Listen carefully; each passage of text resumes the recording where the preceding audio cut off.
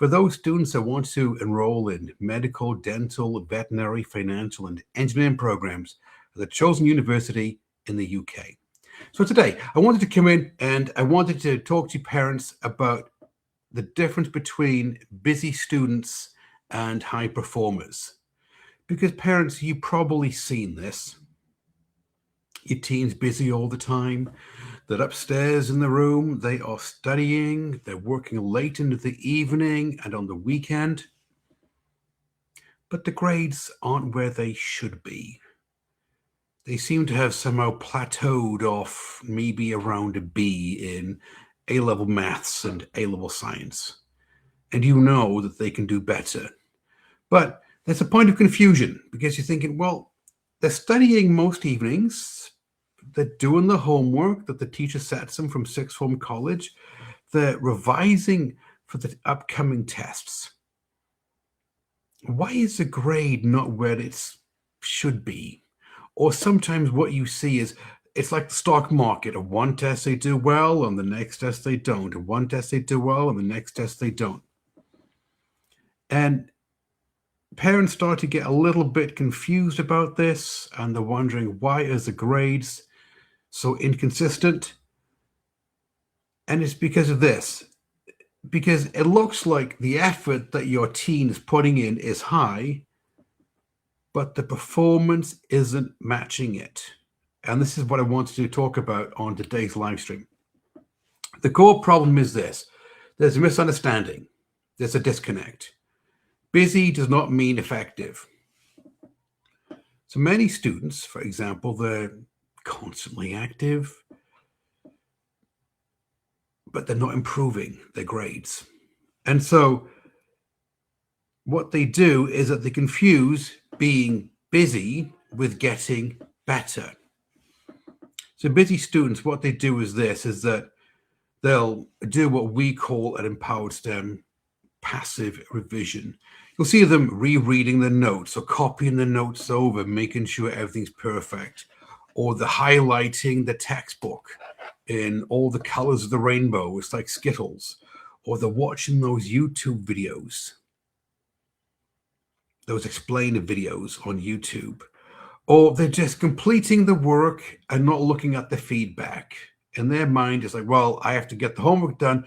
Right, I've done the homework. Okay, let me go through a stack of past paper questions. Right, I've done that. Good. I've done my 2 hours for tonight.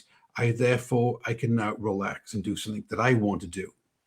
It feels productive for a busy student to be doing this, but it doesn't reliably improve exam performance. And this is what's key, because it's how your teen performs on the exam that is crucial, because it's where grades are made and grades are lost. And so high performers, they do something slightly different. This is the key distinction. High performers understand there's a difference between activity and improvement. It's a slight nuance there, parents. So busy students, what busy students do, for example, is that they'll focus on time spent. Well, on my study planner that I put on the kitchen, on the fridge in the kitchen, I have indeed spent 2 hours on A-level chemistry tonight, and on the weekend, I'm going to do 2 hours of A-level chemistry in the morning and 2 hours of A-level biology in the afternoon and 2 hours of A-level maths in the evening time. There you go. I've now done the time that I should have put into it. Or they repeat comfortable tasks. Copy over the notes. Sit down, watch a YouTube video. Rework those homework questions or those past paper questions on a topic that you know how to do. But they avoid the difficult questions, the 6-marker questions in A-level chemistry or A-level biology. What they do is that they're measuring effort. So to them, it isn't the result that they're after, it's the effort that they're putting in. It's like to them, studying, revising is a chore. It's something which can be measured. It's like running on a treadmill. Well, I have to run for half an hour, at this speed to get my heart rate into this zone. Okay. And this is what I measure. Oh, I've done my time down the gym. And what they do is that they hope that results improve. Now, parents, everybody has the same amount of time in the day, 24 hours in a day, 7 days in a week. So what exactly do high performers do? High performers look at the result. They don't look at the effort. They're looking at the outcome. So, for example, they'll focus on marks gained. They actually track how they're doing on each past paper that they do, each homework, each mock exam, each test. They focus on the marks gained or the marks lost, and they target weak areas. If they know, for example, in A-level chemistry that proton NMR, which throws most students, is a weakness, this is what they focus on. Or maybe it's differentiation or gene expression, depending on the subject. They target the weak areas and they work on exam questions on that weak area. They've identified the weak area.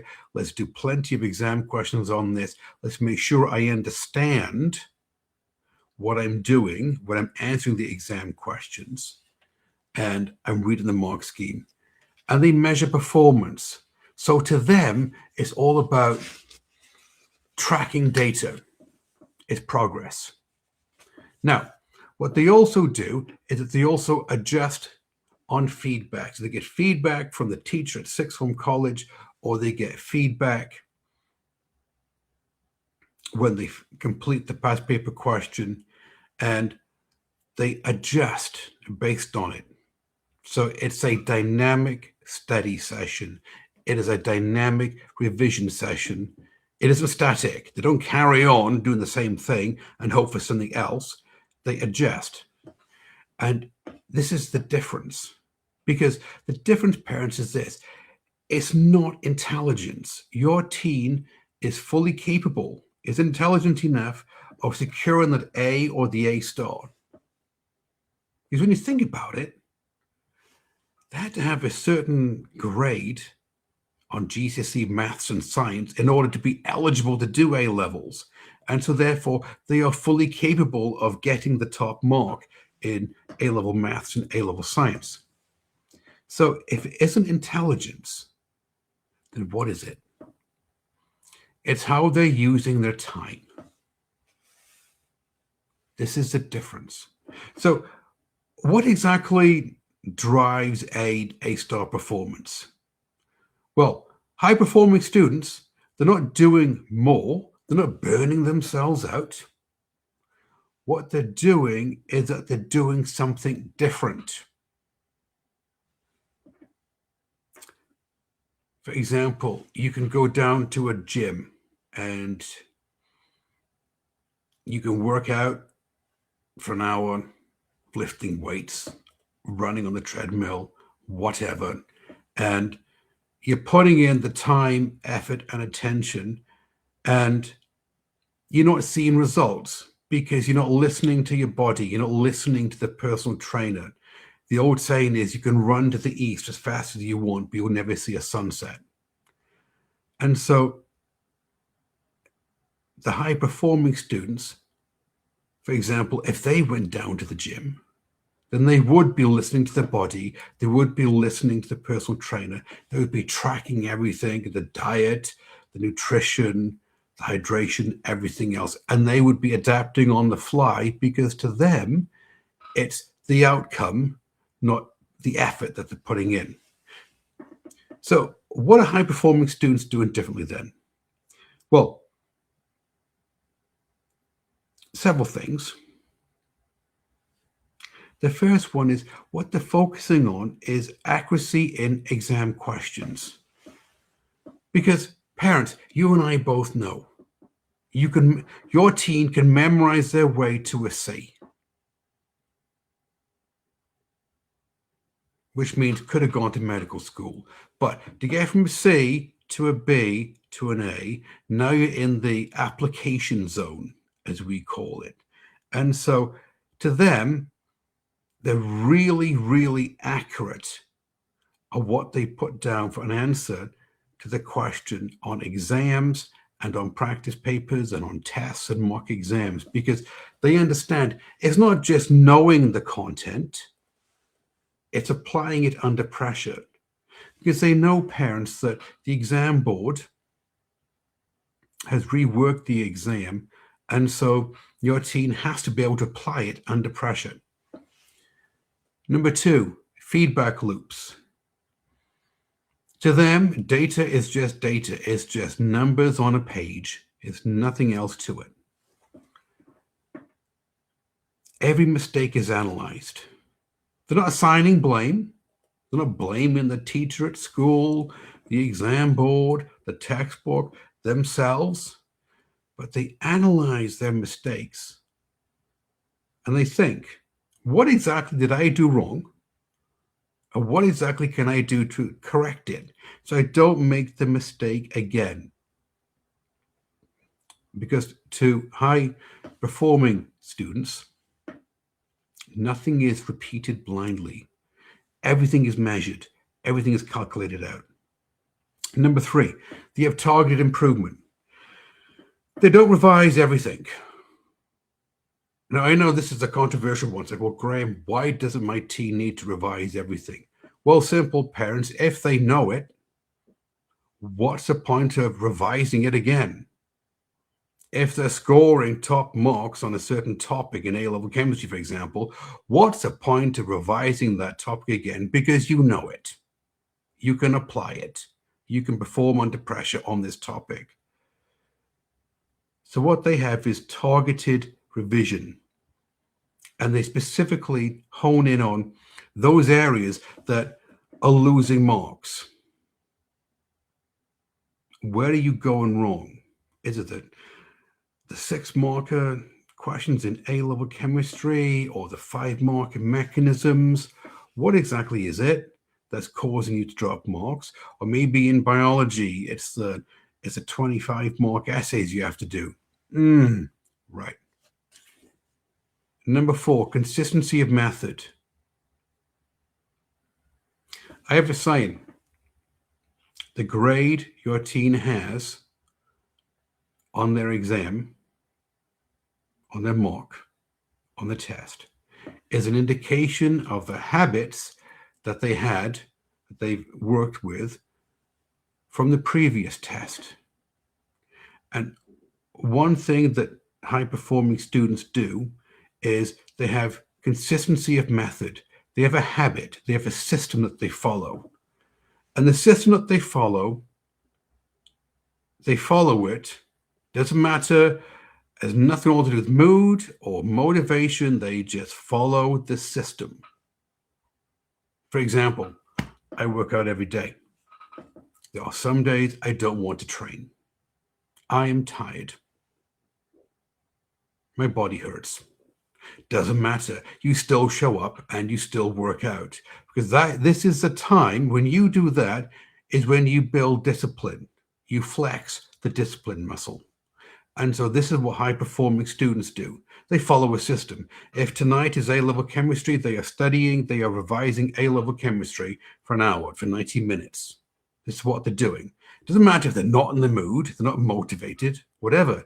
They are sitting down at their desk and they're putting in some active revision for this time period. Now, at Empowered STEM Parents, this is what we teach all of our students who are enrolled in our courses. And we follow a 4-step path. It's known as STEM Path Method. And what it does is that it moves students from being busy to being high performing. Very first step is precision diagnosis.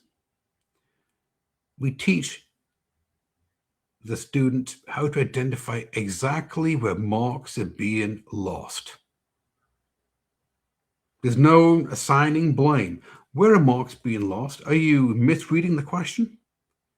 Are you missing steps when you write down the answer? Are you weak, a little shaky on this confidence? Or is it timing issues? Are you running out of time? And when you remove the guesswork, what you have left is certainty. And then you can move on to what we call conceptual clarity, which is where they can fix the specific topics causing errors. Not broad revision, like I mentioned, but specific topics. If, for example, in A-level maths, integration is just really proven difficult, then this is something that you need to focus in on. If in biology is gene expression, this is something that you need to focus in on. In A-level chemistry, if it's proton NMR, carbon-13 NMR, identification of an unknown organic compound, this is something that you need to focus in on. You don't waste your time studying and revising topics which you already know. If you're getting 10 out of 10 on the scale, there's no point revising because you can't go any higher. Then the third step in our pathway is strategic revision. This is where we use past paper questions, mark schemes, and examiner reports, but in the way that they should be used. Not, I'll just blindly go through all the exam questions I can get. I'll have my notes open. Maybe I'll have the mark scheme open as well so I can possibly, oh, I would have put that one down yet, and I almost got it. No, we teach your team strategic revision so that they can target weaknesses. If they're stumbling, if they're falling down on 5-mark mechanism questions in A-level chemistry, this is something that we can target with strategic revision. Or we can improve their exam technique. Do they know the topic? They know what the answer is, but they're not writing it down in the way that the examiner wants them to write down. Are they not putting the question out clearly so that they can see it? Or are they missing little things like units, significant figures? Are they misunderstanding the difference between describe and explain? And they can build accuracy. They can start to work faster as well as maintain accuracy. The fourth step is medical mindset. This is when they shift from, I work really hard studying, revising for this test, but my performance didn't improve. Why is that? 2, let's look at it from a different lens, one which they're more introspective, reflective. They're looking for what they can improve on. They're building what the educational community calls resilience, the growth mindset. Because when they do this, if they follow the 4 steps in the exam, in the STEM path method, they'll start to build evidence that they can do it, that they can actually pass A-level biology, A-level chemistry, A-level maths. And when you have the evidence showing this, then what happens is that their confidence begins to improve. It begins to skyrocket up. Of course, they're going to be more confident because they can see the evidence that they can do it. So parents, what can you do if you want to help your teen? What can you do when they come in the house from sixth form college and maybe they're not talkative? You know how teenagers are. Well, I'm big on questions. I'm big on question stems.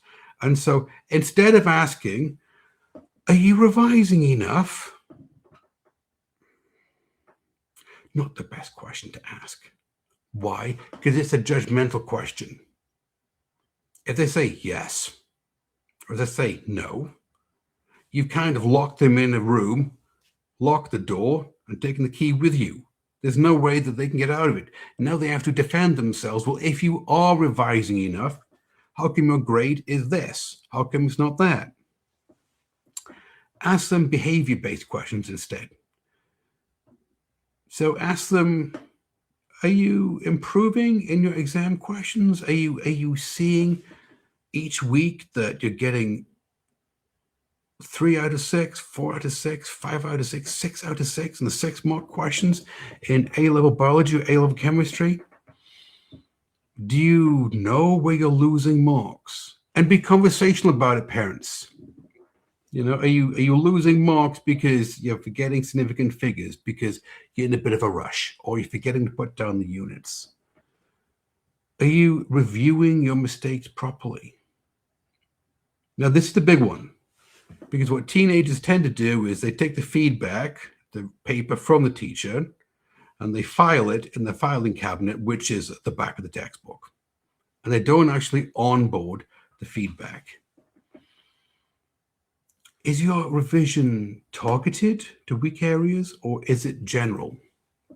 Now, this is a simple shift in the type of questions you can ask your teen, but it makes a huge difference, because what you've done is that you've moved from belief-based questions over to behavior-based questions, which means that they're more likely to have a conversation with you, and you can give them some coaching, you can give them some support. So let me tell you about a real student story. Ed. We had a student, Ed. And Ed, a good lad, he was. And he was taking A-level chemistry, and he was working 3 to 4 hours every night on A-level chemistry.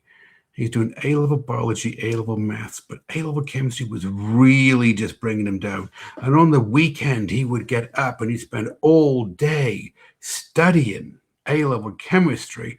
On the weekend, he didn't have time just to relax and do anything else. He was just focused on A-level chemistry because it was his lowest grade. A-level biology and A-level math seemed to be going okay, but A-level chemistry, maybe not. He was doing everything that a busy student would do.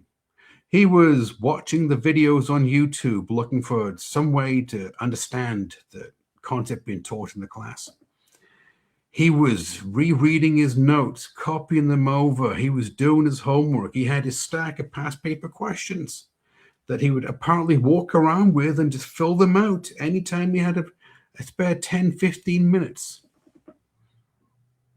His grade stuck at a B.